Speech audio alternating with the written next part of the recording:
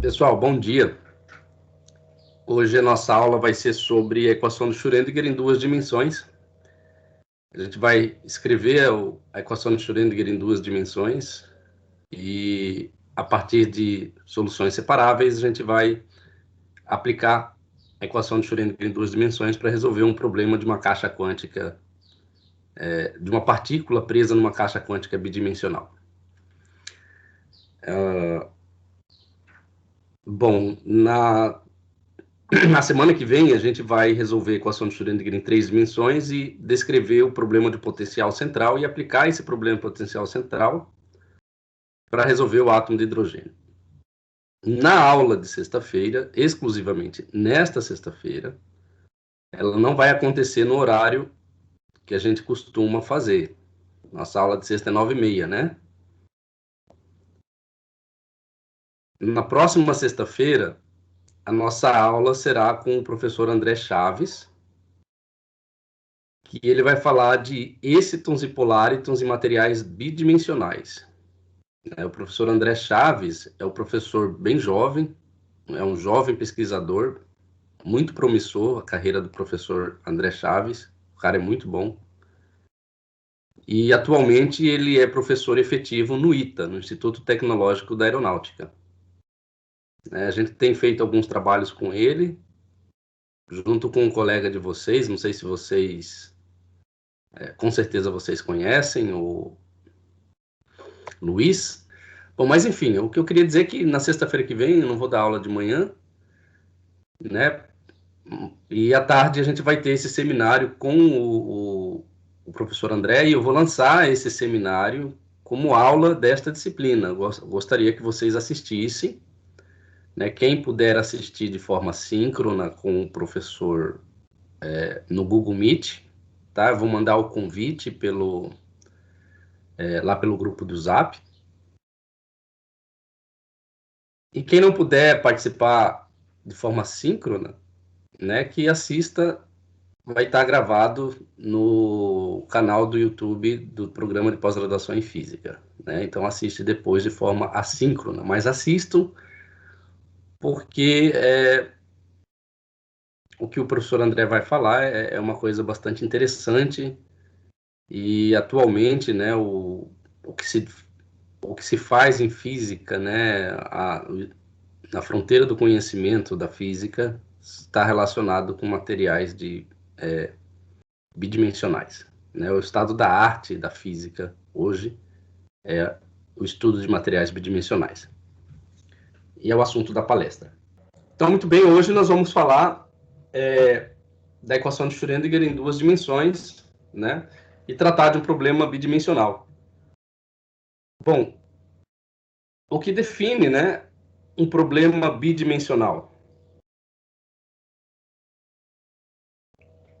Vocês poderiam me dizer?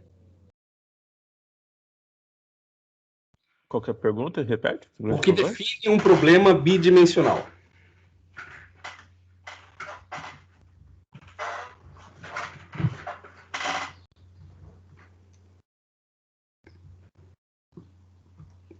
Bom, eu preparei uma aula aqui, né? Vou mostrar para vocês, não sei se vocês estão vendo, mas eu vou fugir um pouco do que eu preparei. Depois eu volto para isso que eu preparei aqui, tá?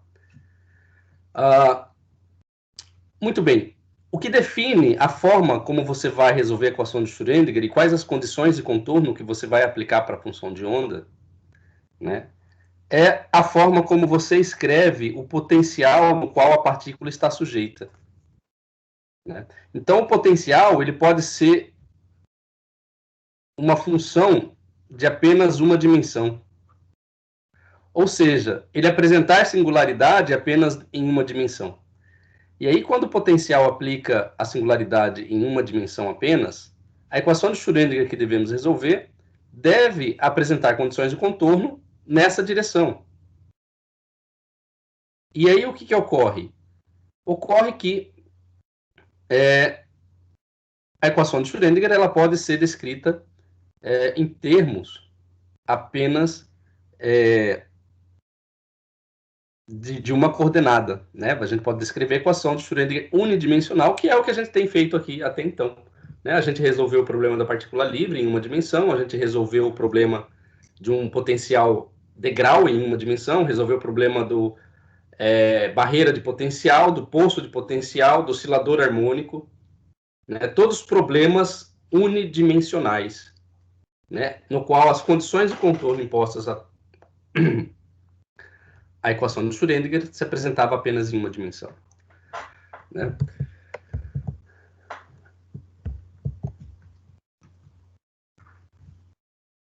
E se o potencial depende apenas da variável posição em uma dimensão, a gente pode aplicar soluções separáveis, né?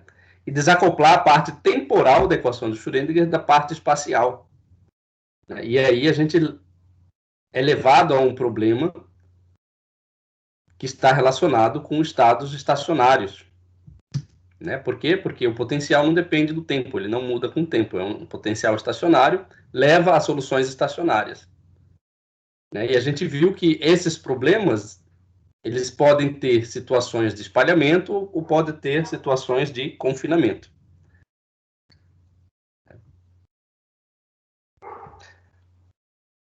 Mas o potencial também ele pode ter dependência em duas variáveis espaciais, né? Então, neste caso aqui, o potencial, quando está sujeito depende de duas variáveis espaciais, a equação de Schrödinger que deve ser resolvida também vai conter, né, duas variáveis espaciais. Então, a gente vai ter que resolver um problema de Schrödinger de uma equação diferencial em duas dimensões. E se o potencial for uma função de x, y, z, então o que acontece? O que acontece é que a equação do Schrödinger também deve levar em consideração que o potencial, que a partícula está sujeita a um potencial que tem dependência espacial, né, em três dimensões, e as condições de contorno imposta a esse problema também deve considerar as três dimensões espaciais. E aí, então, a gente vai ter uma equação de Schrödinger em três dimensões, podendo ser escrita também por soluções separáveis, né? E a gente vai mostrar na aula de hoje as soluções separáveis. Então, a gente pode também descrever o comportamento de uma partícula, né, de acordo com o grau de confinamento ou também o grau de liberdade.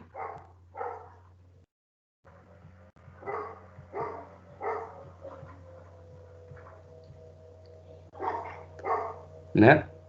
Em termos de uma dimensão, duas dimensões. Vamos colocar aqui tipo de estruturas, né, que tem graus de confinamento em que a partícula tem grau de confinamento e grau de liberdade, né? Então, por exemplo, a gente pode ter um ponto quântico, a gente pode ter um fio quântico,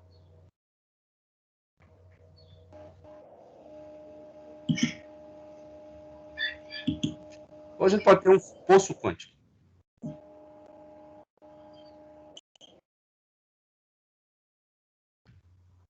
Ou a gente pode ter um material do tipo Book. Né? Eu já vou explicar o que é cada um desses termos. Em cada uma dessas situações, tá, a partícula ela pode ter graus de confinamento e de liberdade. Né? Então, por exemplo, em um ponto quântico, né, ele se configura como sendo um sistema em que a partícula ela tem confinamento nas três direções do espaço, né, no x, y, z. Então, ela tem 3 graus de confinamento, o que significa dizer que a equação de Schrödinger para um ponto quântico ela vai apresentar condições de contorno nas três dimensões espaciais. Né? Se ela tem 3 graus de confinamento, o que significa dizer que ela vai ter 0 grau de liberdade, ela não pode se mover livremente para nenhuma direção do espaço. No caso de um fio quântico, né, é configurado como uma partícula que ela tem apenas movimento em apenas uma única direção. Nas outras duas direções, ela está confinada. Então, ela tem 2 graus de confinamento e 1 grau de liberdade. O que significa dizer o seguinte, uma partícula que está sujeita a um fio quântico, ela pode se mover livremente em apenas uma dimensão. Então, em uma dimensão, a função de onda que descreve essa partícula é uma função de onda plana, né? Porque ela é livre para se mover em uma dimensão. Ao passo que em 2 dimensões, ela tem confinamento. O que significa dizer que os estados em 2 dimensões serão estados discretos e em uma dimensão vai ser estados espalhados, né? No caso do ponto quântico, eu tenho 3 graus de confinamento, ou seja, nas 3 dimensões ela vai ter estado discreto e vai ter 0 grau de liberdade, ou seja, ela não vai ter estado de espalhamento, não apresenta estado de espalhamento. No poço quântico, o que acontece?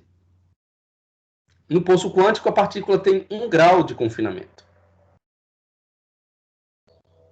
Né? Elas têm o seu movimento limitado em uma dimensão, ao passo que em 2 dimensões ela se comporta como partícula livre e não tem restrição no seu movimento, ou seja, ela se comporta como uma partícula espalhada em 2 graus de liberdade, né? E a função de onda que descreve essa partícula em 2 dimensões é uma função de onda plana. Agora, o que é um bulk? Né? Um bulk é um sistema que se configura onde a partícula ela é totalmente livre, então ela tem 0 grau de confinamento. Então ela pode ser espalhada nas 3 dimensões, então ela tem 3 graus de liberdade. Ela pode se mover livremente, sem influência de potencial na direção x, y e z. Bom, quais são os sistemas, né, que se configuram como ponto quântico? Um ponto quântico, pessoal, ele pode ter vários tipos de simetrias, tá? Então, vamos começar aqui. Você pode ter uma simetria esférica, um material, né, com simetria esférica, e a partícula está lá presa dentro desse material. Então, você tem aí a partícula tem 3 graus de confinamento. Ou você pode ter, por exemplo, uma partícula presa numa caixa quântica, né? Ou seja, ela está dentro dessa caixa quântica e a direção que ela se mover, ela vai ter uma singularidade no potencial. Dentro da caixa quântica, o potencial é 0 e fora dessa caixa, o potencial ele pode ser infinito ou ele pode ser finito. Né? Então, você pode ter aqui um ponto quântico. E pode ter também um ponto quântico que também é bastante criado na literatura. Né? Vocês podem construir isso aqui experimentalmente, tá? Usando materiais semicondutores, por exemplo. Né? Então, vocês já viram aqueles líquidos, né, que emitem luz verde, azul, vermelho? Né? Aqueles líquidos nada mais são do que partículas que confinam elétrons. Essas nanopartículas são chamadas de pontos quânticos. Para você descrever teoricamente essas partículas, você tem que solucionar a equação de Schrödinger. Né? Então, existem pontos quânticos também com simetria triangular, piramidal, aliás. Então, esses são os pontos quânticos onde a partícula tem 3 graus de confinamento e 0 grau de liberdade. Né? Os fios quânticos, como o próprio nome já diz, né, é um fio. E aí a partícula... Bom, o fio quântico ele pode ter simetria cilíndrica. Né? Então, ele pode ter, dentro desse fio aqui, potencial 0 e fora do fio pode ser infinito. Né? Tem outros tipos de simetria de fio quântico. Né? Você pode ter um fio dentro do outro. Aí, dentro desse fio interno aqui, o potencial pode ser 0, e fora do fio aqui, nesse fio que está encapando, né, pode ser um potencial V0. né? Então, aqui pode ser V igual a 0, e aqui pode ser um V igual a V0. Então, esse aqui é o que a gente chama fio core shell. É o fio quântico core shell, né? Então, ele tem uma camada, uma casca, que reveste um fio mais interno, como se fosse um cabo coaxial, né? Vocês já devem ter resolvido o problema do cabo coaxial lá em Física 3, ou então Eletricidade e Magnetismo. Existem outras simetrias também para o fio, tá? Pode ter uma simetria cartesiana, né? Então, isso aqui também é um fio quântico, onde dentro do fio o potencial é 0, né? E a partícula ela tem 1 grau de liberdade, ela pode se mover livremente ao longo da direção Z aqui, mas ao longo do plano aqui, perpendicular ao eixo Z, ela é confinada em 2 graus, ela tem 2 graus de confinamento, né? Então, isso caracteriza um fio quântico. O que é um poço quântico, né? O poço quântico, eu acho que eu até mandei uma figura para vocês de um poço quântico, né? De um material arsenito de galho crescido sobre um arsenito de galho índio. Então, o que você tem? Um material crescido sobre outro material, né? E aí você faz o que a gente chama de sanduíche de materiais. Né? Então, você tem um material A, um material B e um material C. Né? E aí, quando você olha a relação de dispersão do elétron aqui dentro, ele vai criar o que a gente chama de poço quântico. Né? Então, ao longo dessa direção aqui, né, vou colocar o Z aqui nessa direção, ele tem 1 grau de confinamento. O potencial apresenta uma singularidade, né, quando passa de um material para o outro. Mas no plano XY, né, ele tem 2 graus de liberdade. É isso que configura um poço quântico. E o material bulk é um material cujo volume é muito grande, e a partícula pode se mover livremente no interior desse potencial, né, sem ação de uma mudança do potencial. Então, em todos esses sistemas, né, a gente tem aí a gente pode resolver a equação de Schrödinger, e a equação de Schrödinger ela vai ser descrita, né, de acordo com a simetria com que você escreve esse potencial, né, que vai representar uma estrutura com 0 grau de liberdade, 1 grau de liberdade, 2 graus de liberdade ou 3 graus de liberdade. Existem outras estruturas além destas? Existe, né? Você pode construir, por exemplo, um trabalho, né, que meu grupo estudou muito, é o problema de um anel quântico. O que é um anel quântico? O potencial ele tem geometria de um anel. Então, dentro do anel aqui, ó, no interior do anel o potencial é 0 e fora do anel o potencial é infinito. Né? Aqui também o potencial é infinito, então a partícula ela fica presa, né, no interior desse anel.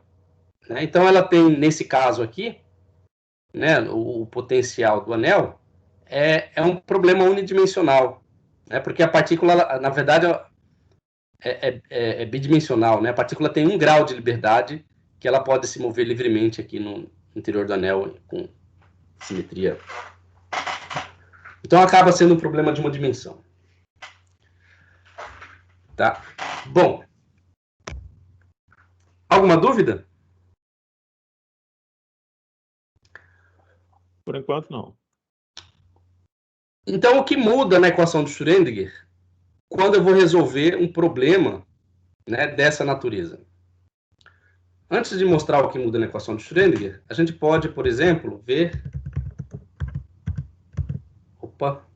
mostrar para vocês aqui alguns exemplos, né, de experimentais, né, dessas estruturas.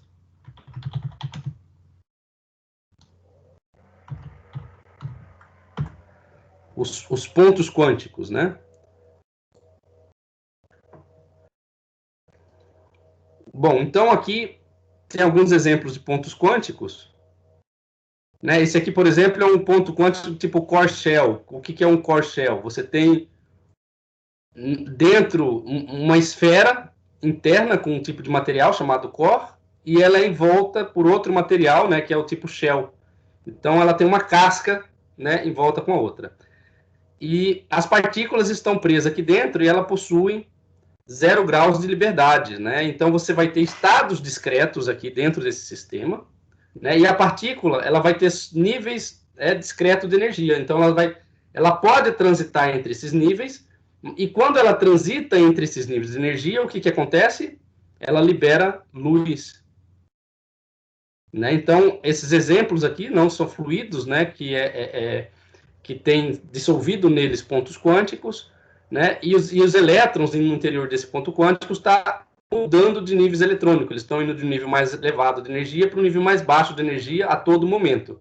E quando isso ocorre, né, ele emite luz. Né, luz no espectro visível. Então, essas luzes aqui que vocês veem são provenientes de pontos quânticos. Né, e a descrição teórica desse sistema se faz resolvendo a equação de Schrödinger. Né, então, aqui são vários materiais, né, que vocês podem criar pontos quânticos, né, e cada material desse vai ter uma característica específica, que é a luz que ele emite dentro do espectro visível. Né? Então, por exemplo, o CDSL vai emitir no verde, o ZNS vai emitir no violeta, o ZNSE vai emitir no azul, né? Assim como o CDS. Né? O que é o ZNSE? O sulfeto de zinco, o seleneto de zinco, sulfeto de cádmio, né? Seleneto de cádmio, telureto de cádmio, sulfeto de chumbo. Esse aqui é um ponto quântico, né, do tipo core shell, que é o telúrio, né, envolvendo o seleneto de chumbo. Né? E aqui são ligas, né, de CDHGTE, telureto de mercúrio cádmio. Né? É core shell também, né? É uma liga de telureto, mercúrio, cádmio, telureto, com um elemento de cádmio, né? Então ele tem um espectro aqui no laranja.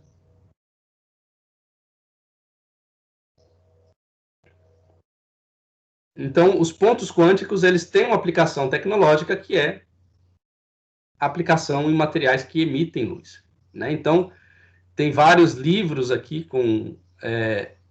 na literatura falando sobre pontos quânticos, né? Então, no ponto quântico, quantos graus de liberdade a partícula tem? 0 grau de liberdade, 3 graus de confinamento. Isso. Nos fios quânticos, né? Nos fios quânticos são...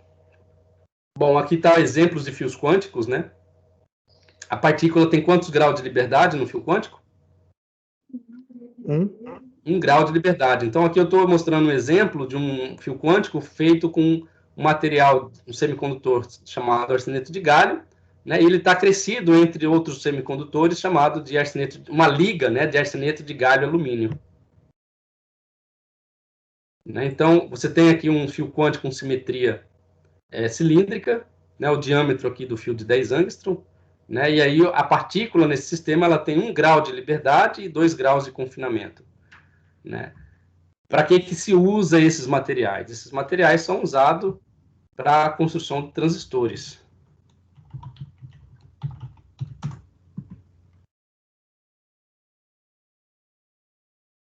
Então, aqui você tem uma arquitetura de um transistor, né? E aí, nesse transistor, vocês têm fios quânticos, né? E cuja finalidade é transportar a corrente elétrica em uma dimensão. Então, você pode ser... Além disso, além de transistores, você pode ter lasers também. Dependendo do tipo de material que você usa para construir o fio quântico, as partículas têm propriedades óticas e quando ela transita entre os estados, né, os estados discretos dentro desse sistema, né, quando ela transita entre esses estados, ela emite luz no espectro visível. Ou, né, laser, né, luz monocromática, né. Então, essa imagem aqui ela é interessante porque ela mostra, né, a relação Vamos ver se consigo pegar esse artigo. Acho que não vou conseguir.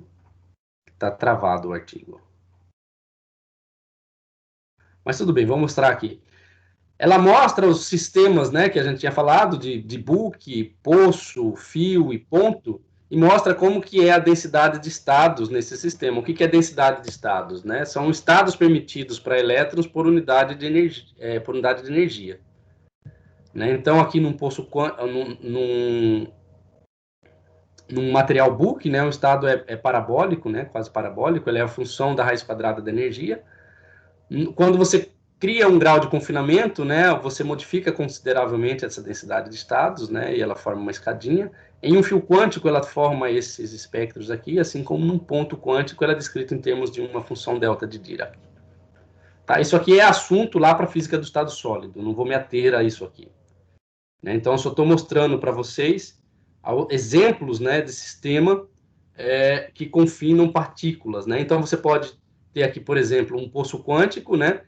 Nessa região achurada aqui você tem um material que é sanduichado por dois outros materiais, né? E como as propriedades desses materiais são diferentes, ele cria uma região aqui onde a partícula ela tem um grau de confinamento, né? Ao longo da direção que você cresce esse poço quântico. Então você tem um poço quântico, você pode criar múltiplos poços quânticos com regiões de barreira, e você já... O Silvio mostrou como é que resolve um problema de barreira quântica, né? Efeito túnel. Né? E a partícula ela tem aqui também um grau de confinamento, mas os poços quânticos são separados por barreiras. Né?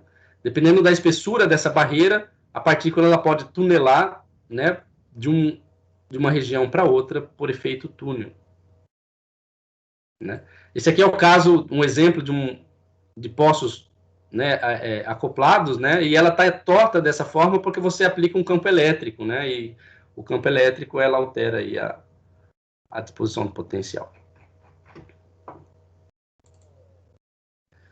Bom, então mostrei ponto, mostrei fio, mostrei poço.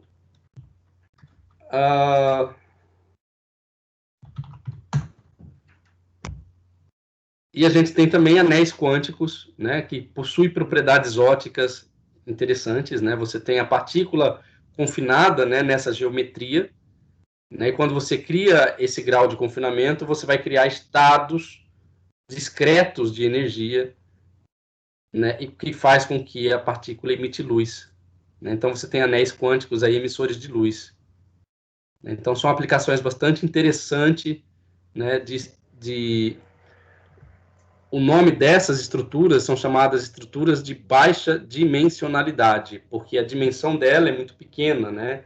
E aí, como a dimensão dela é muito pequena, a descrição teórica das partículas nesse sistema se dá por meio da solução da equação de Schrödinger, né? Como a gente está fazendo aí nesse curso de introdução à teoria quântica.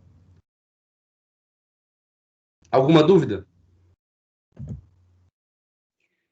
Não. Certo. Então, o problema que a gente vai resolver hoje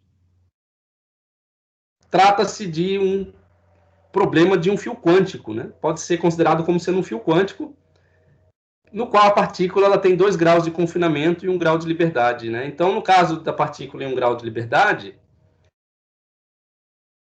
né, a gente vai considerar simetria cartesiana, né? Então, vamos supor que a gente tem um fio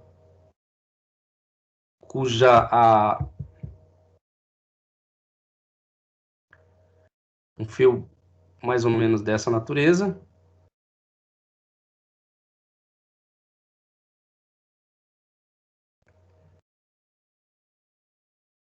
Ele cresce aqui ao longo da direção Z.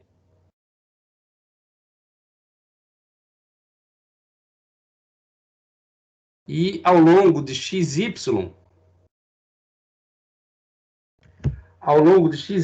ele tem 2 graus de confinamento. Ok? Então, eu vou pegar uma seção reta transversal desse material e olhar para ela, né, como é que o potencial se comporta nesse sistema. E aí resolver a equação de Schrödinger para esse sistema.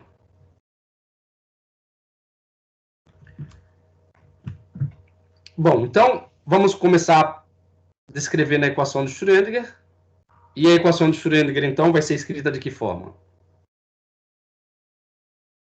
Menos h cortado ao quadrado sobre 2m. Potencial agora é um potencial que depende de xy, né? Então, a derivada aqui não vai ser mais uma derivada total, vai ser uma derivada parcial. Derivada segunda em relação a x, mais derivada segunda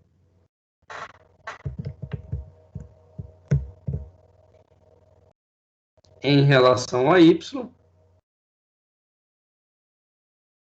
vezes uma função de onda que depende de x e de y, mais o potencial, né, que é função de x e y, vezes a função de onda que depende de x e y, igual aí h cortado derivada em relação ao tempo da função de x e y. Bom, como eu escrevi aqui a equação de Schrödinger dependente do tempo, né, essa função de onda aqui também é dependente do tempo. Então, vamos colocar um tempo aqui. E essa é a equação de Schrödinger, né, dependente do tempo.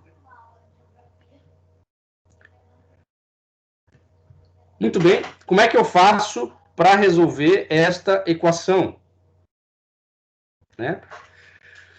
Como o potencial é um potencial estacionário, né, eu posso usar soluções separáveis. Né? Mas antes de usar soluções separáveis, vamos fazer o seguinte, deixar uma pergunta para vocês.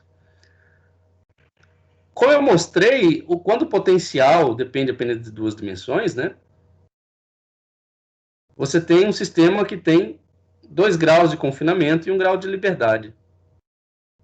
A equação do Schrödinger, então, ela vai ter um termo relacionado com a derivada na direção x e um termo relacionado com a derivada na direção y. O que vai mudar na equação se o potencial depender de x, y, z, ou seja, se o sistema tiver 3 graus de confinamento. O que muda nessa equação? Estou esperando a resposta. É confinado ao eixo Z também. Mas o que vai alterar aí nessa equação? Função de onda, potencial. O que mais? O que vai aparecer nessa equação? Uma derivada segunda em relação a Z. Exatamente. Então, se o potencial tiver mais uma variável aqui, o que muda é que eu vou ter mais uma derivada aqui dentro. Tá? Bom, essa soma aqui das derivadas eu posso escrever, vocês já devem ter visto lá em física matemática, de que forma? Laplaciano. Laplaciano em duas dimensões. Né? Ou deixar simplesmente Laplaciano. Então, essa equação aqui ela pode ser escrita como menos h cortado ao quadrado sobre 2m, Laplaciano de psi x, y, t, mais o potencial de x, y, psi de x, y, t, igual aí h cortado, derivada de psi x, y, t, em relação a t. Muito bem. Se a gente usa soluções separáveis, isso representa o quê?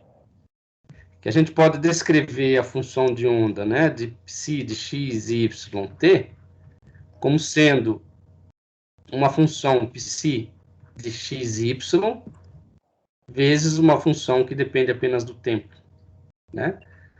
A gente já resolveu esse sistema, né? Então a gente vai ter aqui a solução total, né, para esta equação, vai ser psi de xy multiplicado pela exponencial de menos i e sobre h cortado t.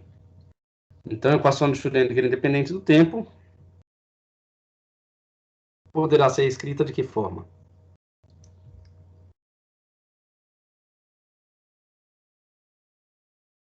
menos h cortado ao quadrado sobre 2m,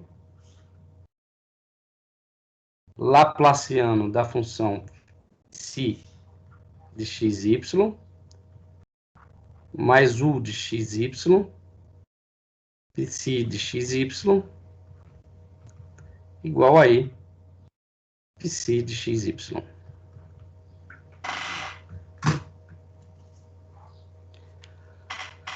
Como resolver agora esta equação? Né? Então, essa equação aí, a solução dela vai depender do quê?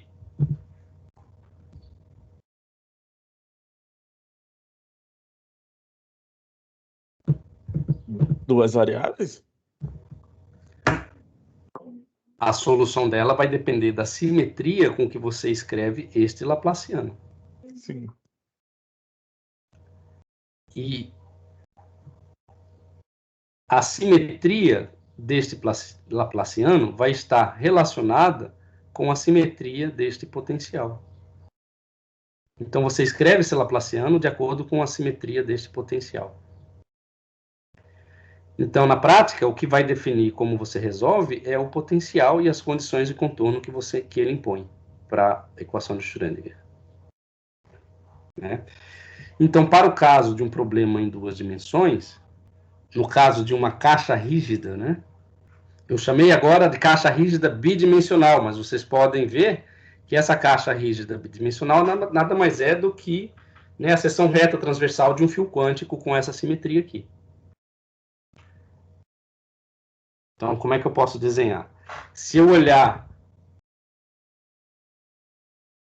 para o plano XY,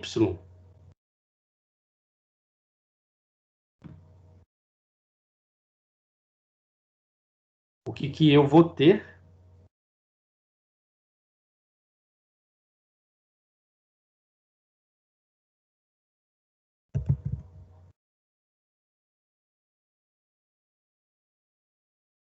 é essa caixa aqui, né? Então, se eu olho aqui para o plano XY, né, eu vou colocar o eixo Z lá na ponta, tá? Aqui eu vou transferir o eixo Z para cá, a origem, né, da coordenada para cá. Né? Então, Y, X e Z. Né? Então, aqui é a origem da coordenada e vou olhar para o plano XY. Então, quando eu olho para o plano XY, o que eu tenho é isso aqui. Aqui dentro, o potencial vale zero e aqui fora, o potencial vale infinito. O que significa dizer que o potencial é infinito aqui para x, y maior que a? Que ela fica confinada dentro, e que a probabilidade de você encontrar a partícula fora é nula. Exatamente. Implica que a função de onda de x, y, z aqui para fora vale quantos? Zero. Zero. E aqui dentro é diferente de zero. Né? Aqui dentro é diferente de zero, mas aqui dentro é zero. Então, o potencial vai ser zero se x pertencer ao intervalo entre 0 e a, e y também pertencer ao intervalo entre 0 e a. Ou seja, estou definindo essa região aqui. E vai ser infinito se x, né, vamos usar essa notação, não pertence a esse intervalo entre 0 e a. E y não pertence a esse intervalo entre 0 e a. Né? Aqui é um colchete, não é? Bom, desculpe aí os matemáticos, né, que gostam de um formalismo mais adequado, mas o que eu estou querendo fazer é definir esse potencial. E quando eu defino esse potencial, né, eu, na verdade, estou mostrando para vocês onde é que eu devo impor as condições de contorno para o problema. Né? Então, na prática, as condições de contorno a gente já descreveu aqui. Está dizendo que onde o potencial é infinito, a função de onda deve ser zero. E onde o potencial é zero, a função de onda deve ser diferente de zero. Qual que é a solução para o problema em duas dimensões?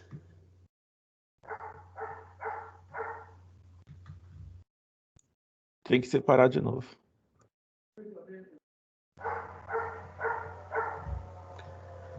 Separar quem? Fazer separação de variáveis de novo. Eu faria isso. Primeira coisa que vem na cabeça. Solução separáveis. Muito bem. Tem que separar o quê? A função x, y. Então, a gente vai usar uma combinação linear de funções separáveis. Então, para solucionar o problema, a gente tem que separar, né, as coordenadas x a coordenada x da coordenada y na equação de Schrödinger. E como é que a gente faz isso? A gente usa a propriedade da função de onda, né, e escreve ela como sendo uma combinação linear de soluções separáveis. Então, eu descrevo uma função que depende só de x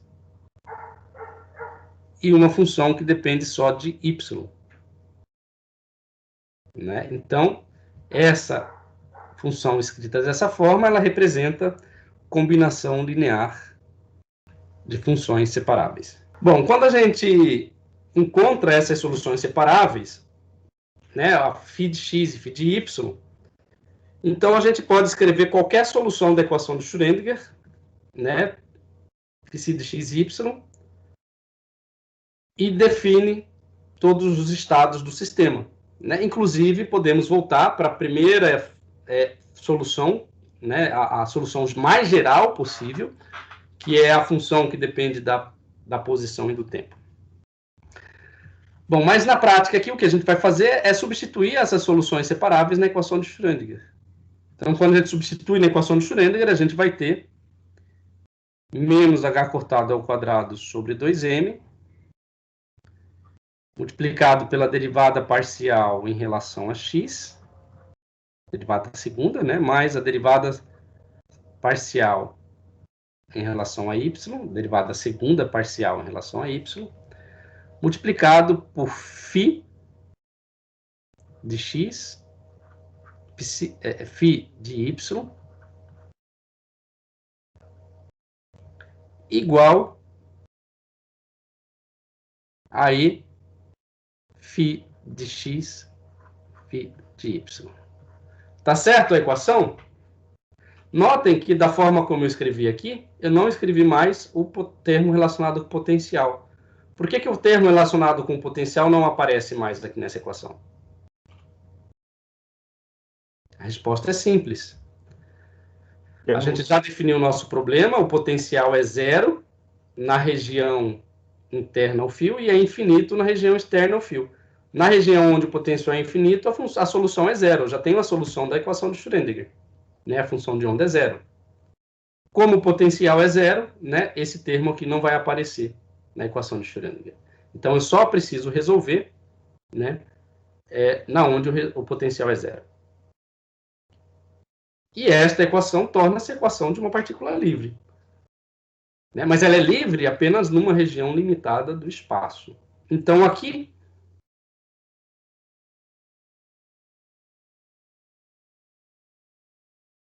nós usamos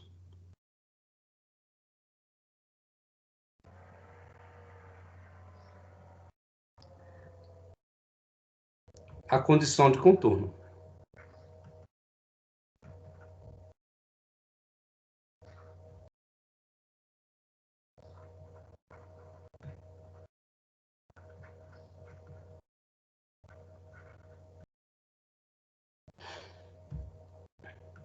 Qual é a condição de contorno do problema? Psi de x e y é igual a zero para v de x e y, né? U de x e y. Estou usando U, né? Igual a infinito. Né? Então, a gente usou essa condição de contorno do problema e escreveu a equação de Schrödinger. Então, muito bem. O procedimento agora, como fica? Vamos dividir tudo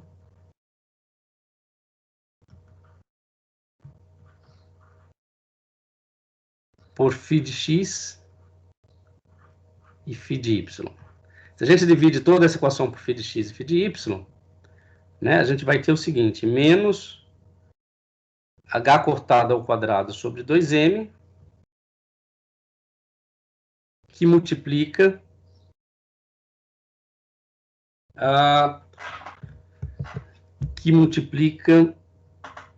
eu vou usar essa notação aqui, ó, φ duas linhas sobre φ, mais φ duas linhas sobre φ, igual a I.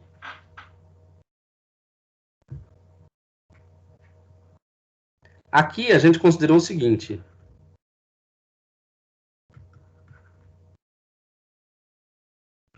a seguinte notação, né? A derivada segunda de φ em relação a x vai ser igual a φ duas linhas. E a derivada segunda de φ em relação a y vai ser igual a φ duas linhas. Tá? Então, a gente está usando essa notação para simplificar aqui a descrição do nosso problema. E o que a gente tem aqui agora, pessoal?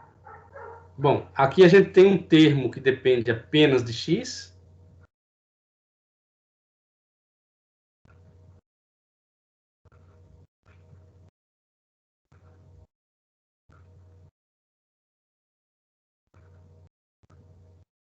Aqui a gente tem um termo que depende apenas de quem? Y. Um termo que depende apenas de y. E aqui a gente tem o quê? O que é esse E aqui? Energia. É uma energia, mas ela é o quê? Constante de separação. É uma constante. Olha só. Você tem um termo que depende apenas de uma variável, somando com um termo que depende de apenas uma variável, de outra variável. Né? Isso aqui é uma constante, né? Então você vai ter um coeficiente aqui desses termos. Mas o que você vai ter, na verdade, no fundo, é o seguinte. O que a gente tem aqui, na verdade, é algo dessa natureza. Você tem uma função g de x somado com uma função f de x igual a uma constante.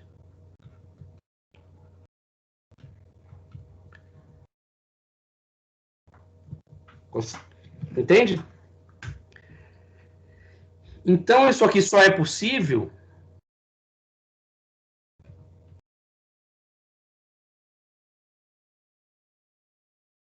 se g de x e f de x forem constantes. Concordam?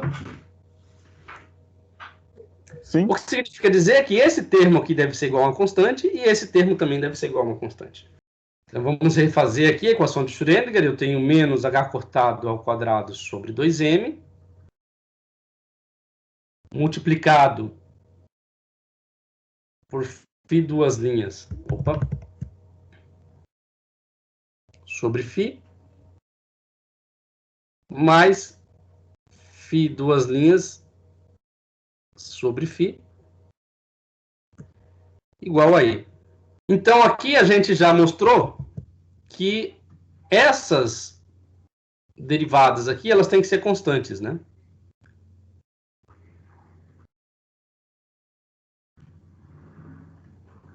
Obviamente que eu vou chamar essas constantes do quê?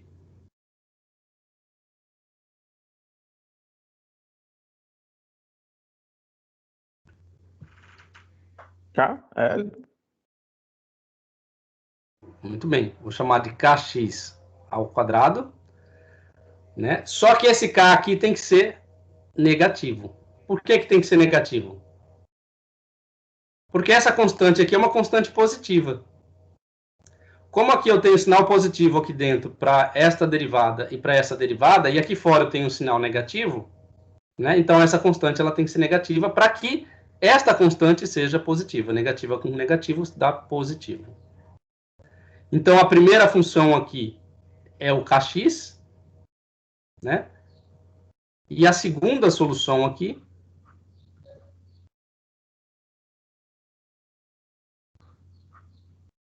vai ser o quê? Menos ky ao quadrado. Correto?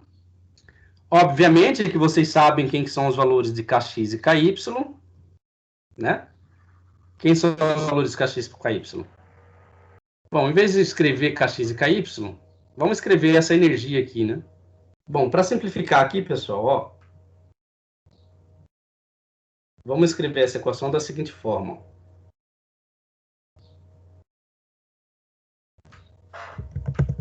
Derivada segunda, né, de φ em relação a x, né, dividido por φ, mais derivada segunda de φ em relação a φ.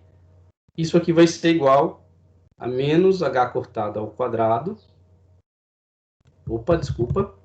Vai ficar menos 2me sobre h cortado ao quadrado. Né? Vai ficar isso aí. Para que essa soma aqui seja verdadeira, né? Para que essa equação aqui seja válida, né? Tanto esse termo quanto esse termo tem que ser igual a constante.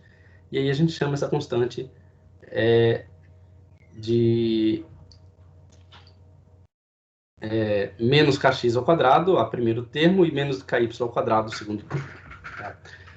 Então, se você for descrever a energia em termos do K, isso aqui vai dar o quê?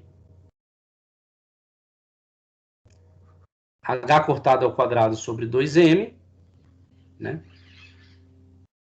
Kx ao quadrado mais ky ao quadrado. Entenderam? O que mudaria aqui, se em lugar de representar um fio quântico, né, descrever um fio quântico, eu estivesse resolvendo um ponto quântico, onde a partícula tem 3 graus de confinamento, né? Se fosse uma caixa cúbica, o que ia mudar nesta solução? Você teria mais um K, só que referente a Z. Exatamente. Ia aparecer aqui, né? Se fosse em 3 dimensões, ia aparecer aqui um mais kz ao quadrado, né? E aqui ia aparecer uma terceira função, né? Que estaria relacionado a esse kz. Tá? Então, isso que mudaria em 3 dimensões.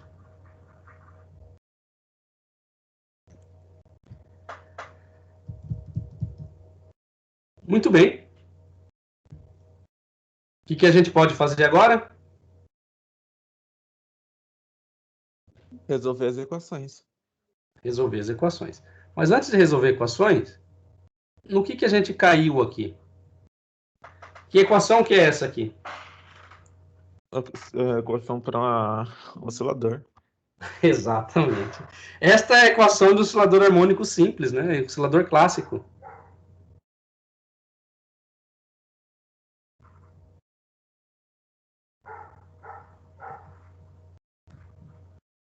A gente vai recair em ondas estacionárias, né? Muito bem, vai recair a solução dessa equação, são ondas estacionárias. Né? Então, vamos escrever essas soluções? Então, a solução para as equações são do seguinte tipo. Primeira equação, φ de x vai ser igual a quantos? A A cosseno de kx, ou seno de kx, seno de kx, x, ó, k índice x vezes x, né? isso, O que mais? mais B cosseno de k índice x vezes x, K índice x vezes x. agora E o para φ outra, de y vai ser C seno de k índice y, mais mais. C cosseno de k índice y vezes y. Muito bem, obrigado, Emerson. É isso aí. E o que a gente faz aqui? Aplica as condições de contorno. Aplica-se as condições de contorno. Então, aplicando as condições de contorno, né? Que condição de contorno que a gente pode aplicar? A primeira condição de contorno, oi? É duas, não? São duas condições de contorno. Uma Então, aplicada em zero, né? E outra aplicada em A. Desculpa, não entendi. É uma aplicada em zero e outra aplicada em A.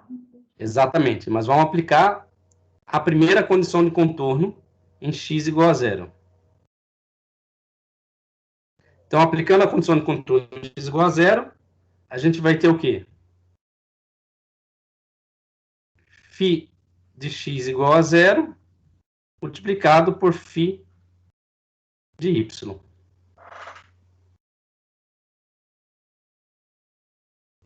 Bom, nessa condição em x igual a zero, o φ de y não pode ser zero. Não Senão mesmo. zera tudo.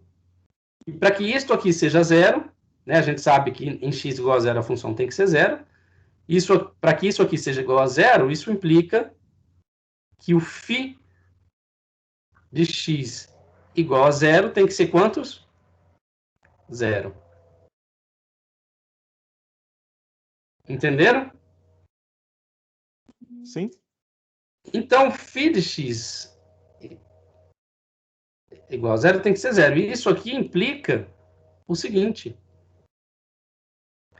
O φ de x igual a zero é igual a A seno de zero mais B cosseno de zero. Né? Zero vezes K é zero, zero vezes K é zero. Muito bem. Ó, seno de zero vale quantos? Zero. Zero. E cosseno de zero? 1. 1. Então, esta condição de contorno implica que B é igual a zero. Por que B é igual a zero? Porque essa função de onda tem que ser zero, pessoal. Essa função de onda tem que ser zero. Como o seno já zerou, né, em x igual a zero, e aqui ficou sendo 1, né, para zerar toda a função, o B tem que ser zero. Da mesma forma, né, o psi de y igual a zero, né, vai ser o φ de x, né, para qualquer valor de x, e φ de y igual a zero. Isso aqui também tem que ser zero. Né, na posição y igual a zero, essa função de onda tem que zerar. Essa condição de contorno está relacionada com a continuidade da função de onda, tá? Na posição onde existe uma singularidade do potencial. Então, veja bem.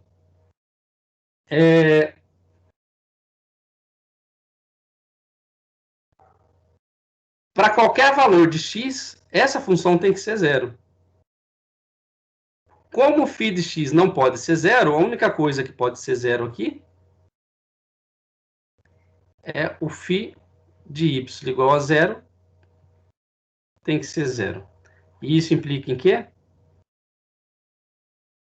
Implica agora que o φ de y igual a zero é igual a c seno de zero mais d cosseno de zero. Mais uma vez aqui, a gente tem que esse termo aqui é zero, que contém o seno, e o cosseno, esse termo aqui, vale 1.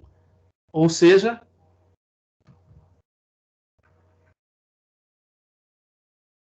isso implica que d é igual a zero. Certo? Agora vamos reescrever as funções de onda, levando em consideração que b é zero e d é zero.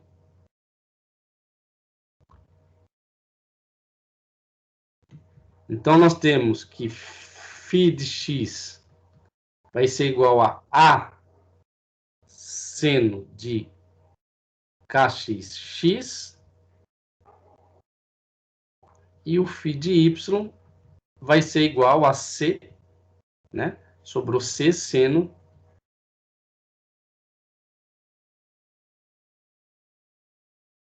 de kyx. Dúvidas? Não. Muito bem, agora vamos impor a segunda condição de contorno para x igual a A.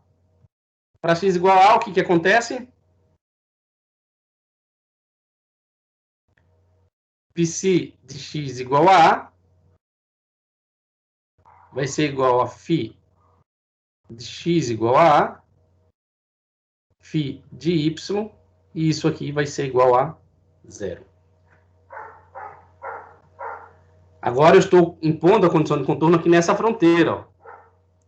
Eu apliquei primeiro nessa fronteira, né? E a função de onda, quando encosta nessa caixa, tem que ser 0. E quando encosta nesse lado da caixa, também tem que ser 0. Né? Encostou aqui, ela tem que ser 0. Então, eu tenho que impor a condição de contorno para que x igual a A seja 0. Dúvidas? Ali em cima é KYY, né, professor? KYY. O que a gente faz agora? O mesmo procedimento que a gente fez para x igual a 0, só que agora a gente vai fazer para x igual a A. Né? Então, o psi de x igual a A vai ser φ de x igual a A, φ de y, e isso aqui tem que ser 0. Bom, como o φ de y não pode ser 0, a única coisa que vai ser 0 aqui vai ser o φ de x igual a A. Né? E o φ de x igual a A vai implicar que A seno de kx tem que ser igual a 0. Então, isso aqui implica que A seno de k índice x vezes x, isso aqui tem que ser 0. É A, professor, não X. Oi? Ah, é verdade. Né? K índice x vezes A. Né? Isso aí. Igual a 0. Né? Porque a gente estava implicando a condição de contorno para x igual a A. Né? Tá impondo a condição de contorno para x igual a A.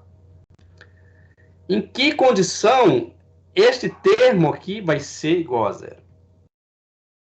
Bom, este termo aqui só pode ser igual a 0 se A for 0 ou se seno de kxa for 0. Como A é diferente de 0, por que A é diferente de 0? Porque se A for igual a 0, implica que eu não tenho solução na direção de x. Então, A não pode ser 0. A não pode ser 0. Então, a única coisa que vai ser 0 aqui... A única coisa que vai ser 0 é seno de kxa igual a 0.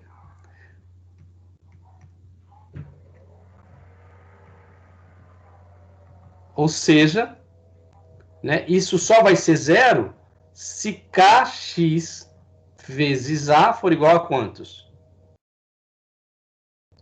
Múltiplo de π. Um número múltiplo de π. Eu vou usar o índice n, e por estar resolvendo na direção de x, eu vou colocar n índice x vezes π. E isso nos leva que o vetor de onda, kx, vai ter valores discretos, né, definido por um número inteiro, nx, vezes π, dividido por A. Então, esse nx aqui é um número inteiro, né? Pode ser 1, pode ser 2, pode ser 2, pode ser 3 e assim sucessivamente. Pode ser 0 o nx?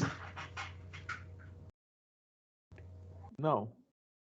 Por quê? Recai uma solução nula também, então não tem sentido. Exatamente, não tem sentido. Se o nx for 0, significa que o kx é 0. O kx sendo 0, né? O kx sendo 0, você tem uma função nula, né? E aí você não tem solução. Então o nx não pode ser 0. Da mesma forma, para y igual a A, né? a solução é a mesma, φ de y igual a A, tem que ser igual a φ de x, φ de y igual a A, e isso aqui tem que ser zero. Por quê? Porque agora eu estou levando em consideração a solução na fronteira em y igual a A. Então, nessa fronteira aqui, para qualquer valor de x, e y igual a A, a função de onda tem que ser zero, né? Porque nessa fronteira aqui, a função tem que ir de um valor máximo em alguma região aqui dentro para zero fora dessa caixa. Dúvidas? Não. Bom, vocês vão fazer os mesmos procedimentos que a gente fez aqui para x. E essa equação vai levar, né, como você já deve estar esperando, que KYA é igual a um número inteiro de NYΠ. Né? A gente vai impor a mesma condição de contorno. O φ de x não pode ser zero, o que implica que φ de y igual a A é zero, φ de y igual a A é esse termo aqui. O c não pode ser zero, porque se for zero, toda a função vai zerar. Então, a única coisa que vai ser zero na posição x igual a A vai ser seno de ky igual... Desculpa. Aqui é y, pessoal. Então, a única coisa que pode ser zero é o seno de ky. Né? Isso implica que ky vezes A é igual a NYΠ. E nos leva também que o vetor de onda na direção de y, ele tem valores discretos, né? Quantizado. Né? Então, vai ser NYΠ sobre A. Né? E aqui o NY vale também 1, 2, 3. O NY não pode ser zero? Também não pode ser zero, pelas mesmas razões que NX não pode ser zero. Então, agora aqui, num problema bidimensional, né, eu tenho dois números, né, dois índices independentes, né, entre si, inteiros, positivos e diferentes de zero. Né?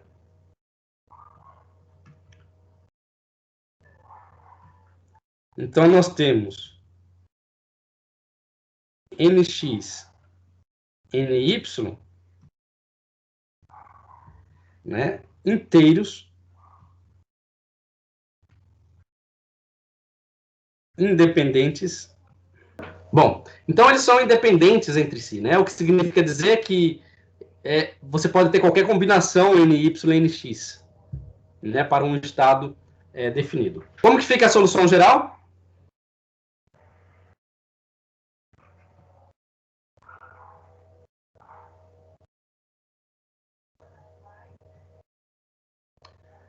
Então, a solução vai ficar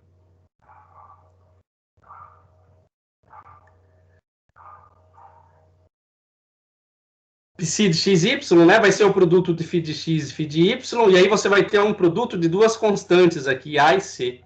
O produto de duas constantes, o que que dá? Outra constante, né? Então, vou escrever A vezes C como sendo uma constante também, eu vou chamar essa constante de A, e aí a solução vai ser A, né, seno de kx, só que kx é nxπ sobre A,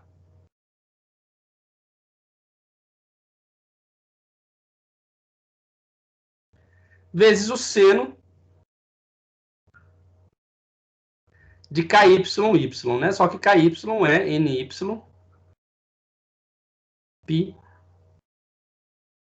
sobre A.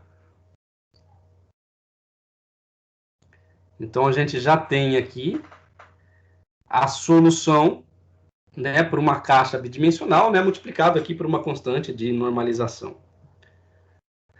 O que vocês vão ter que fazer agora? Calcular o valor de A, vocês vão ter que normalizar esta função. Né? Aqui vai ter uma integral. Que tipo de integral que vai aparecer aqui? Integral dupla. Uma integral dupla, né? Tá faltando esse argumento, professor. X e Y ali. Não entendi, desculpa. Tá faltando os argumentos X e o Y no seno. É verdade, olha só. Senão é uma constante só. Isso não é uma constante, você está certo. Obrigado, Temerson.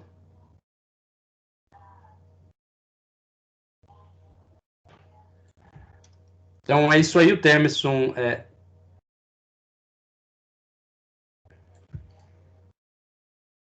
corrigiu de forma correta, né? Então, vamos corrigir aqui. Então, isso aqui é A seno de nx π sobre A multiplicado por x, seno de ny π sobre A multiplicado por y. Correto? Correto. Obrigado. Então, agora, isto aqui representa o quê?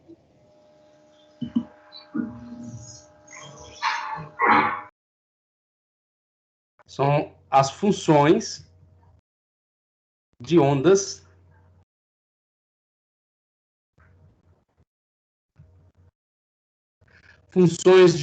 espaciais, né, para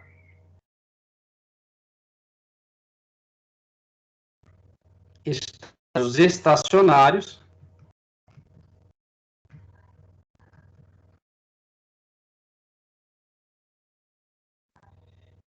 em uma caixa bidimensional.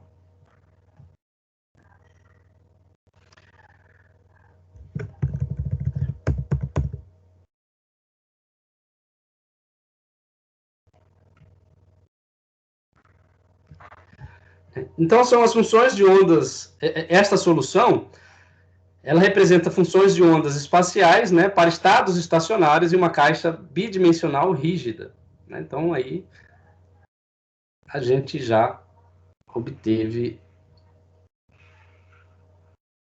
a função de onda. Qual o próximo passo? Calculada a equação de onda, agora a gente pode definir as energias, né, desses estados estacionários. Como é que eu escrevo, então, a energia? A energia, como a gente já definiu, né, é H cortado ao quadrado sobre 2m multiplicado por kx ao quadrado mais ky ao quadrado.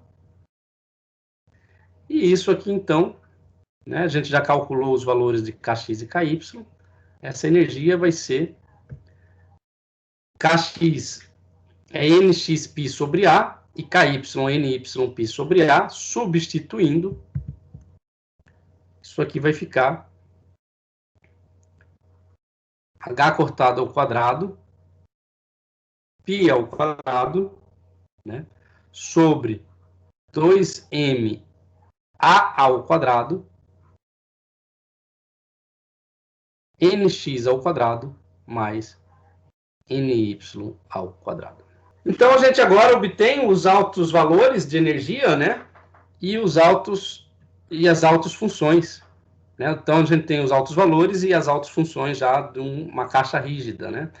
Notem o seguinte, que essa energia ela depende agora de dois números quânticos, o nx e ny. E por esse motivo, eu vou reescrever o E, levando em consideração que esses altos valores dependem de índices ny e nx. Opa, nx e ny, né?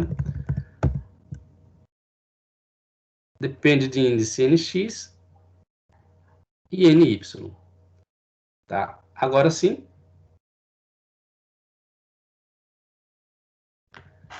Nós temos os altos valores.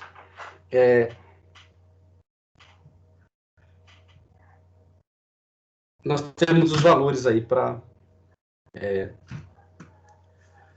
a caixa rígida bidimensional. A pergunta que fica aqui agora é como seriam as soluções? A pergunta que fica agora, então, é como seriam as soluções para uma caixa rígida em 3 dimensões? Como é que ficaria os altos valores? Acrescentaria mais um ny, um nz ao quadrado, e lá na solução ficaria mais um seno. Exatamente. Então, eu teria aqui um termo a mais relacionado com o número quântico na direção de z, né? Então, eu teria um nz ao quadrado aqui, E aqui na solução para a função de onda, eu teria mais uma função seno de nzπ sobre A vezes Z. Correto? Bom, aplicam a condição de normalização para a função de onda e calcula aí a constante A. Vou deixar para vocês fazerem isso. Então, olha só. Como é que ficam os valores de energia? Quais são as energias possíveis para o caso 2D? Então, as energias possíveis vão depender agora dos índices NX e NY. Agora vamos ver o que surge mesmo de interessante em resolver uma caixa bidimensional. Né? Agora, nesses casos, onde a partícula, né, tem mais de 1 grau de confinamento, as altas energias ficam sujeitas a mais de um número quântico, né? Então, como é que ficaria os valores de alta energia, né, que são E índice NX e E índice NY? Qual seria, por exemplo, o estado de mais baixa energia? Como é que eu defino o estado de mais baixa energia para esse sistema? Seria o 1. Exatamente. Então, o estado de mais baixa energia é o NX igual a 1, NY igual a 1. Então, aqui no caso, eu teria o E11. Como é que fica o E11? H cortado ao quadrado, π ao quadrado, H cortado ao quadrado, π ao quadrado, m a ao quadrado. m a ao quadrado. Então, muito bem, no lugar do nx aqui eu coloco 1, no lugar do ny eu coloco 1. 1 ao quadrado dá 1, mais 1 ao quadrado dá 2, né? Então, vai dar 2 aqui nessa soma, 2 dividido por 2 dá 1, então sobra h cortado ao quadrado, π ao quadrado, dividido por massa vezes a ao quadrado. Qual seria, então, o primeiro estado excitado desse sistema? 2 e 1. 2. Pode assumir 2 e 1, não pode? Ou Pode só 2 e assumir. 2? Pode assumir 2 e 1, Ou 1, 2, ou 1 e 2. que dá o mesmo estado. Dá o mesmo estado? Então, vamos olhar aqui, pessoal, se dá o mesmo estado. Falar que nx igual a 1, você vai ter o vetor de onda kx igual a π sobre 2. Lembrando que o vetor de onda está relacionado, né, na direção de x com o comprimento de onda na direção de x. E o vetor de onda na direção de y está relacionado com o comprimento de onda na direção de y. Então, falar que kx vale 1 e ky vale 2, o que vai mudar na prática, fisicamente? Vai mudar que o comprimento de onda na direção de x vai ser maior do que o comprimento de onda na direção de y.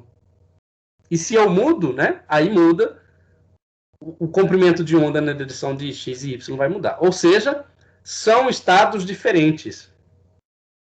Vocês conseguiram entender que são estados diferentes? Sim, então nesse problema a gente vai ter estados degenerados. Exatamente. Embora sejam estados diferentes, né, se você define nx2, ny1, é diferente de definir nx1, ny2, a energia vai dar quantos? A energia aqui, pessoal, né, vamos escrever assim, ó, E12 vai ser igual a E21. Os estados são diferentes, mas as energias são iguais. Como que vai dar? Vai dar 1 ao quadrado dá 1, mais 2 ao quadrado dá 4, então dá o quê? 5, né? 5, H cortado ao quadrado. 5 sobre 2, H cortado ao quadrado, π ao quadrado, m ao quadrado é E11. Então Isso. dá 5 sobre 2, E11.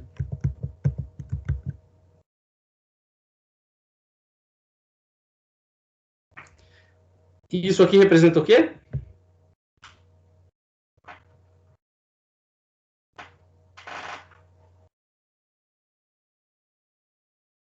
Primeiro estado é citado? Estados degenerados, né? Isso aí, também. Estados diferentes com a mesma energia. Estados degenerados, exatamente. Então, o que são estados degenerados? São estados distintos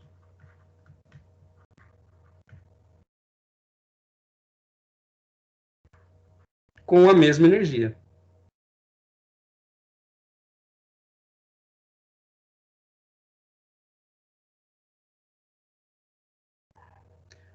Por que os estados são distintos?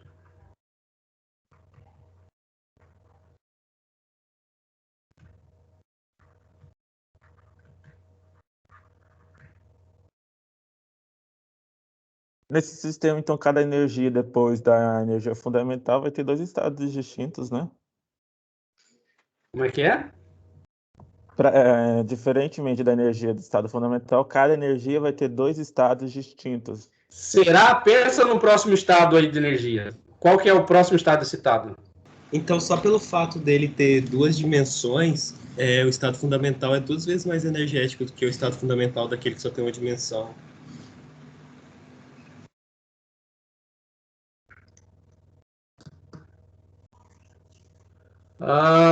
Será? Né? Porque não aparece 2 sobre MA.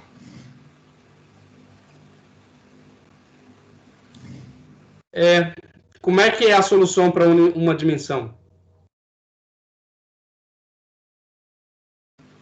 Se eu não estiver enganado, é aquela energia lá, só que só com NX, né? Tira o NY de lá. Uhum. É só NX. Né? Então, para NX igual a 1, você vai ter 1 sobre 2, né? O E1 vai ser 1 sobre 2. Bom, então aqui, ó, os estados degenerados, né, são definidos como os estados distintos com a mesma energia, né? E esses estados são distintos por ter vetores de ondas diferentes, né? E o vetor de onda vai estar relacionado com o quê? Com 2π sobre lambda. Isso implica que o comprimento de onda ao longo do x é diferente do comprimento de onda ao longo de y. Né? Então, são estados diferentes. Muito bem. Qual que é o próximo estado citado aqui?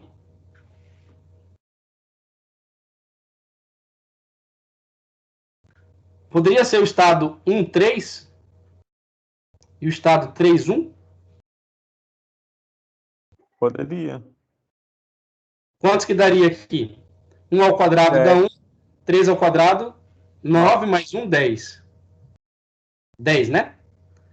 Isso, para esses dois estados. Então não e é. Estado 2,2? Porque tem que ser o 2,2, porque o 2,2 dá 8, é menos energético. É menos Tem que energético. estar assim. Muito bem. Então é o estado 2,2 que dá 8, né? Então o estado 2,2 dá quantos? 8 sobre 2 de E11. Muito bem. 8 sobre 2 de E11. Então, o que implica? Ó? Os estados cujos índices são iguais, eles não são degenerados. Mas quando os índices são diferentes, ele vai criar estados degenerados. E aí o próximo estado mais energético, né, vai ser 10, né?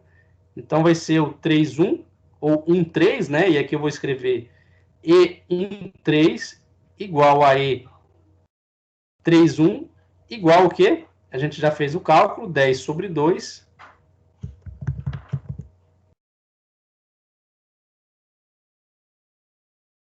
e 11.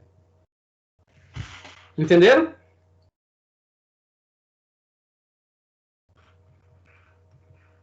Vamos ver também esses casos aqui, ó. NX, NY, E de NX, NY.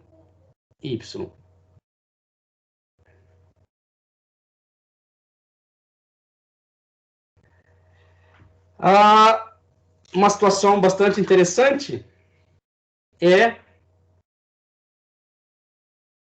3 e 11. Tem degenerescência, pode ser 11 e 3. 7 e 9. Tem degenerescência, pode ser 9 e 7.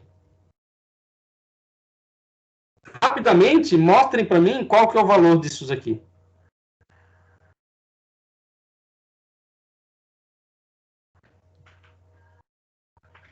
3 ao quadrado.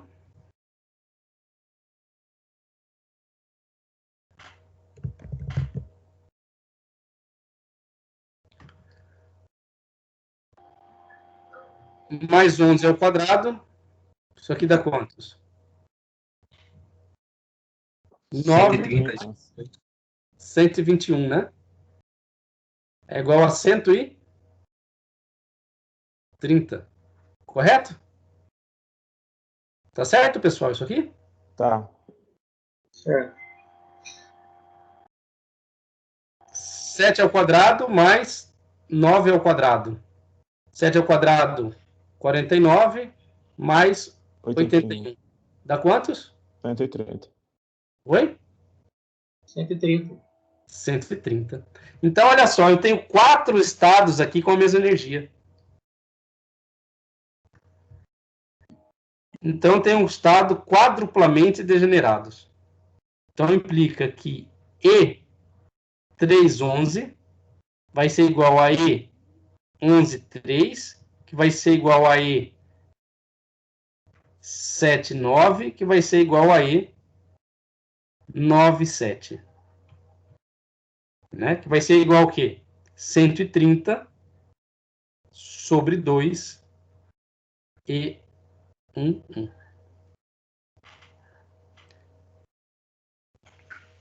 Então, eu posso ter aqui estados de degenerescência quádrupla.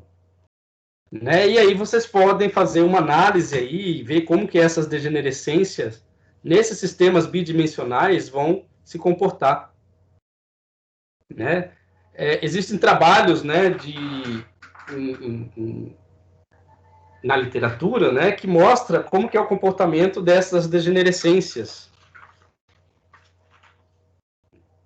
Se são comportamentos caóticos, com que tipo de comportamento que dá essa degenerescência aí nesses sistemas. Então, a pergunta que fica, entenderam o que são estados degenerados e por que eles surgem nesses sistemas?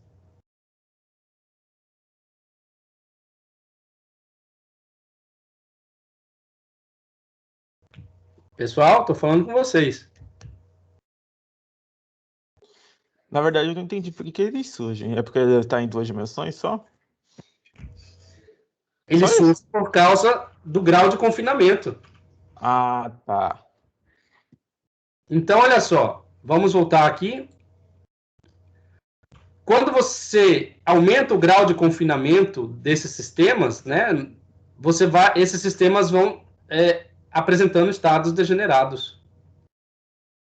Num poço quântico existem estados degenerados? Não. Não. Né, mas a gente mostrou que no caso do fio vai existir, né, nesta simetria aqui, existiu estados degenerados, né? E quando a gente confina nas 3 dimensões, né, como no exemplo aqui, esse sistema aqui, você vai ter mais um índice aqui, e aí você vai aparecer nesses problemas também estados degenerados. Professor, Oi.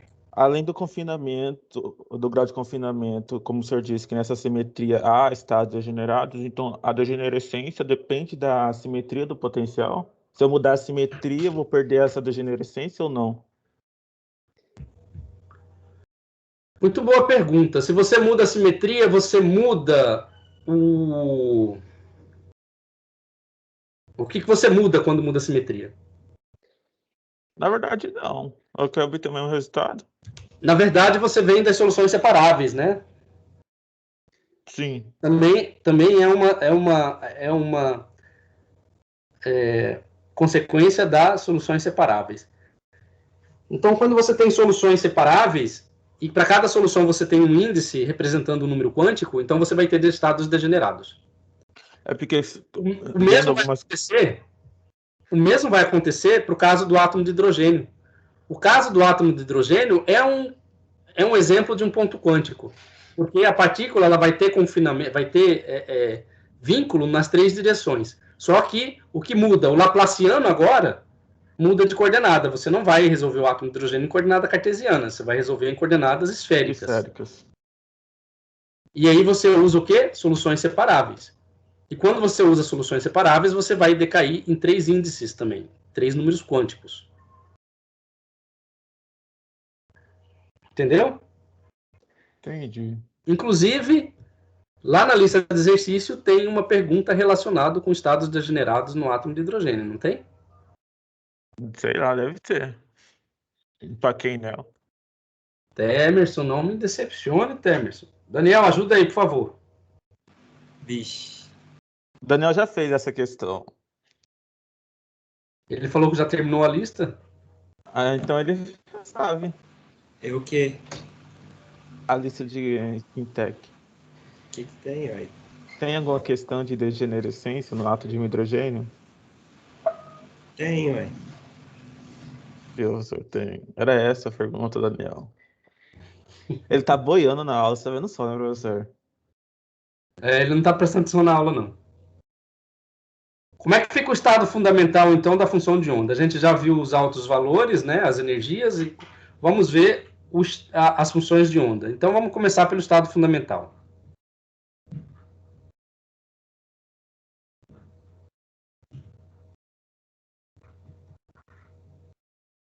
O estado fundamental se caracteriza como nx igual a 1, ny igual a 1. Correto? Correto. Então, a gente vai ter que descrever agora o psi11 de xy. Psi11 de xy, né? Vamos reescrever aqui essa função de onda e acrescentar nela os índices. Né? Então, ela vai ficar psi nx ny de xy. Né? Então, o psi11, né? O nx vale 1, ny vale 1, então vai ser a seno de π sobre ax, seno de π sobre ay. Então, vai ficar a seno de π sobre a x seno de π sobre a y.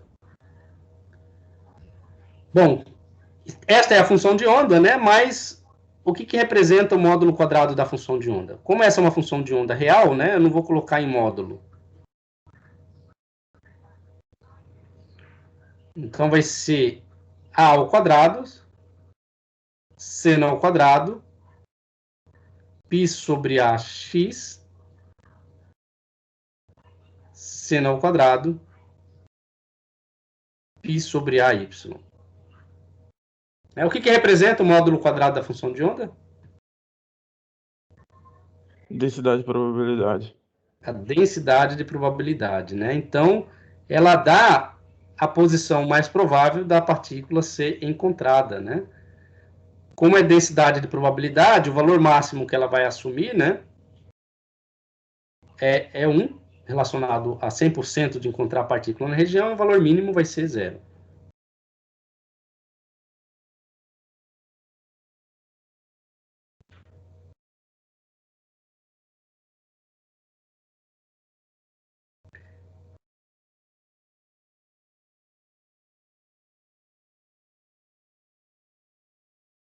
Então, vamos representar aqui, né, essa função de onda.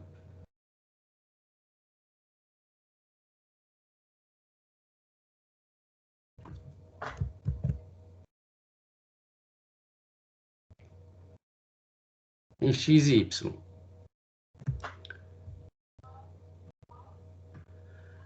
Muito bem. Em que ponto nós temos o valor máximo da função?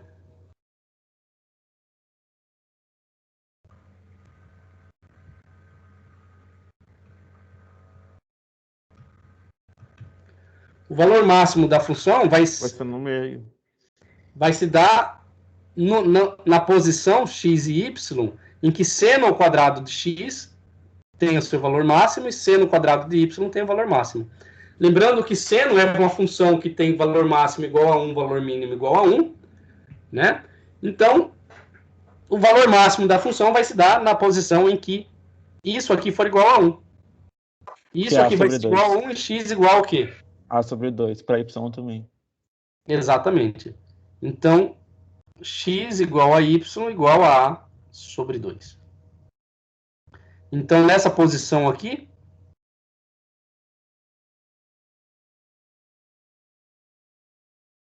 A sobre 2 e A sobre 2, a gente vai ter um pico máximo da função, né?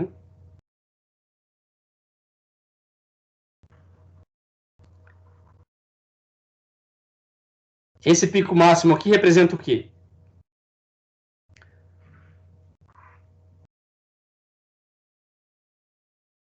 Um local, uma probabilidade aí em torno de 100%, né?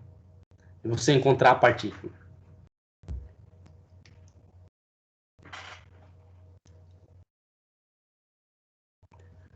Bom, vamos ver o que acontece a 1/4 do valor máximo.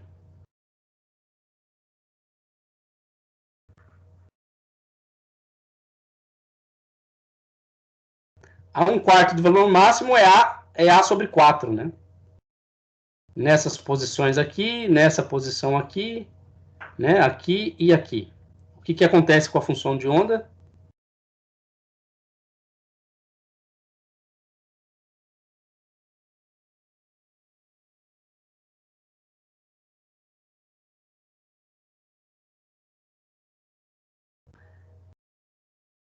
Em x igual a A sobre 4, o que vai acontecer? Vai dar π sobre 4, né? Π sobre 4 dá quantos? Seno de π sobre 4. Dá 1 sobre raiz de 2, né? 1 sobre raiz de 2 sobre 1 sobre raiz de 2, né? Vai dar 1 sobre 4. Então, você vai ter 1/4 da função. Ou seja, nessa posição, a 1/4 da função, você tem o quê? Uma probabilidade de 25% de encontrar a partícula, né? E aí você vai ter outras probabilidades aqui, 75% de encontrar a partícula nessa região, né?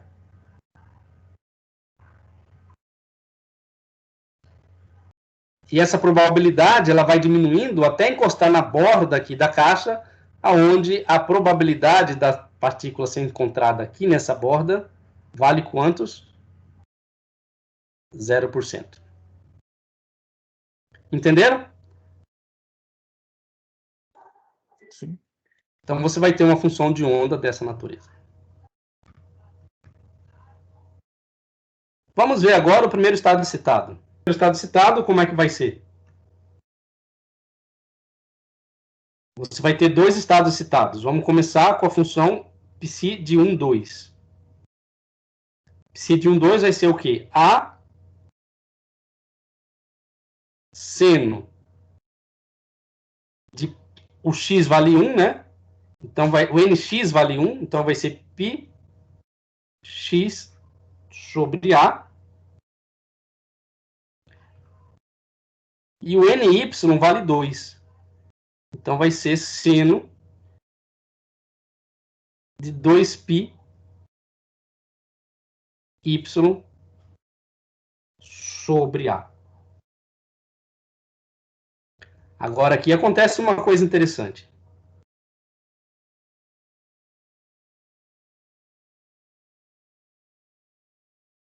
Bom, da mesma forma agora eu tenho o psi12 vai ser o quê? A seno de 2πx sobre A seno de πy sobre A.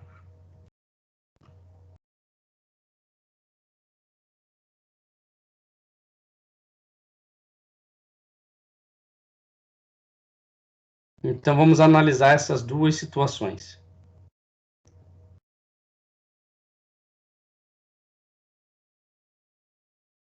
Ah,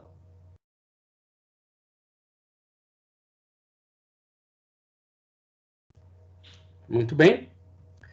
Eu odeio fazer desenho ruim, mas tudo bem, não tem outra alternativa, né? Ah, bom, aqui 0, aqui A, né? E vamos representar aqui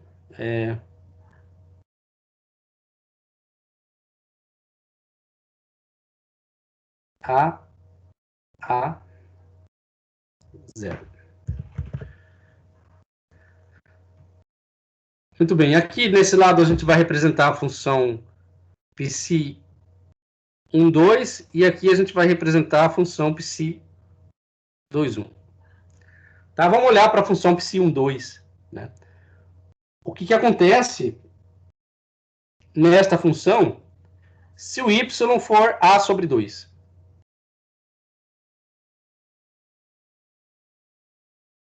Nesse caso aqui, y a sobre 2.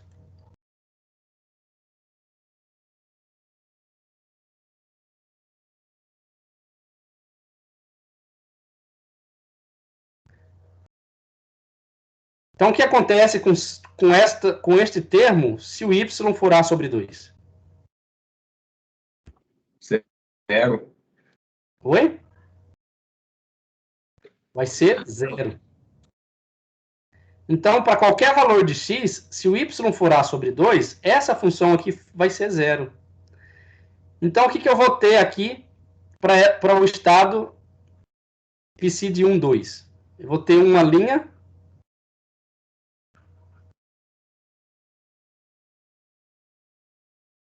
nodal. Uma linha nodal paralela ao eixo x. Vamos olhar agora aqui para a função psi 2, 1. O que acontece se o x for a sobre 2? Se o x for a sobre 2, agora esse termo aqui, o que vai acontecer com ele? Zerar. Vai zerar. Então, eu vou ter uma linha nodal aqui, onde para qualquer posição ao longo dessa linha, né, a função de onda é 0. Então, aqui eu tenho uma linha nodal. Certo? Então, olha aí a diferença aparecendo entre os estados. O estado 1, 2 eu tenho uma linha nodal horizontal e o estado 2, 1 eu tenho uma linha nodal vertical. Vamos voltar aqui para esse primeiro estado. O que acontece para a função, né, em x igual a sobre 2 e aqui igual a 3a sobre 2, né? E nessa posição também igual a a sobre 4. Bom, se o x for a sobre 2 aqui, né, você vai ter seno de π sobre 2. Seno de π sobre 2 dá 1.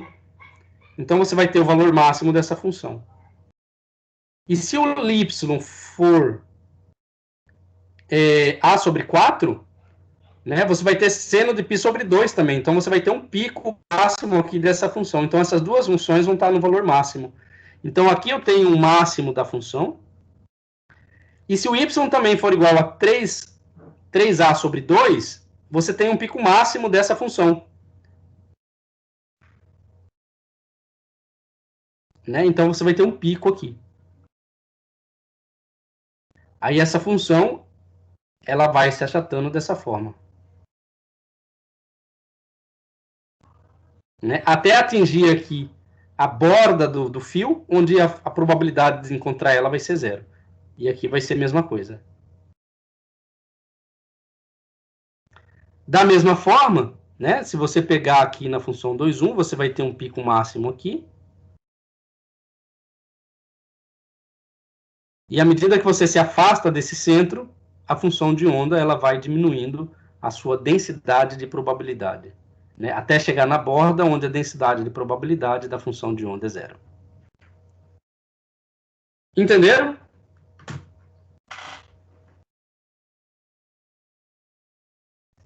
Viram aí, pessoal, os estados estacionários? Vamos fazer a analogia com um caso unidimensional? Né? No caso unidimensional, você tem aqui um poço infinito.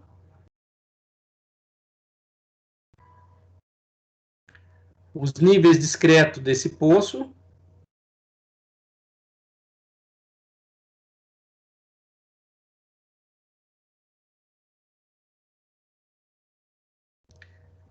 Então, o estado fundamental, você tem o E0 e o psi0. O primeiro estado excitado, na verdade, não é E0, é E1, né? Desculpa. E1, psi1. E2, psi2. O E3, psi3. Né?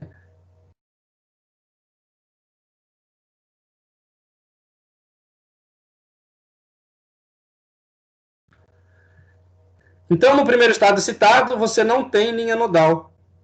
O ponto nodal, né? Você não tem nenhum ponto onde a função de onda se anule, a não ser nas extremidades. Mas no primeiro estado excitado, você tem um ponto, e no segundo estado excitado, você tem 2 pontos. Em analogia com o caso bidimensional, o estado fundamental, né, não tem linha nodal, ao passo que o primeiro estado excitado, que são estados degenerados, você vai ter uma linha nodal. Então, como é que seria o segundo estado excitado desse sistema?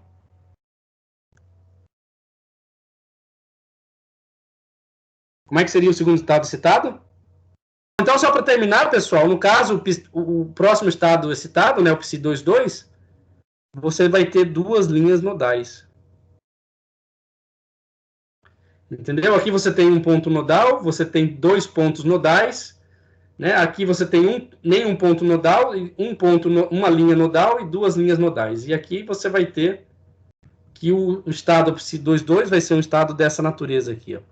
Então é isso o que eu tinha para falar por hoje. Pô, Temerson, por que você não me avisou que a aula acabou? Pô, você digitou aqui no...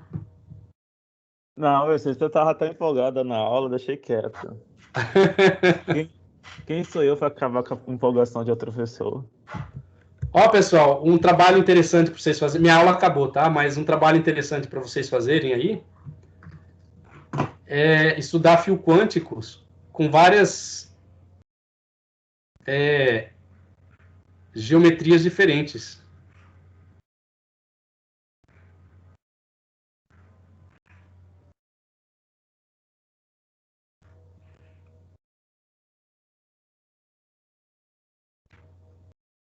E ver como é que se comporta, né, os estados confinados nesse sistema e as degenerescências.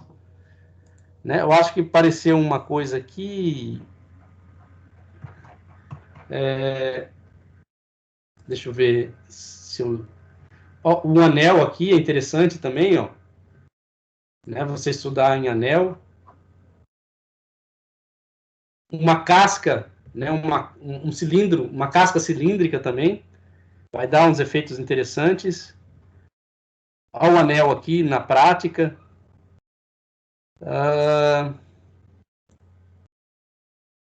Mas o que eu queria mostrar, vamos ver se eu acho aqui, é o sistema tipo T. Aqui, ó.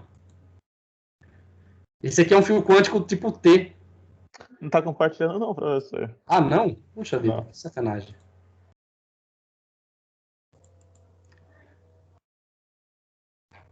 Uai, o que eu fiz aqui? Peraí. Aqui, ó. Um fio quântico tipo T. E como é que fica os estados confinados nesse fio? Né? Obviamente que não dá para solucionar esse sistema de forma analítica, tem que ser de forma numérica. Né? Então, o que eu estava mostrando é o seguinte, você resolver a equação de Schrödinger para diferentes simetrias e mostrar como é que vai ocorrer, se vai ocorrer estados degenerados nesse sistema. E aí você mostra que se a geometria do sistema interfere nos estados degenerados. Aí responde a sua pergunta, viu, Temerson? Sim, porque dependendo da forma que você resolve, você inclui estados degenerados que não é do próprio sistema, né? O método que você escolhe para resolver. Você acaba incluindo estados degenerados que não é, na realidade, um... De qualquer forma, quando você resolve numericamente essa geometria aqui, a gente mostrou que tem que aparecer os estados degenerados. É intrínseco do sistema, das condições de contorno que a gente impõe à função de onda. Só que agora aqui, a condição de contorno, né, você vai ter que aplicar nas três regiões, né? Bom, uma forma de resolver é fazendo isso aqui numericamente, né? Nessas geometrias aqui é resolver a equação de Schrödinger numericamente.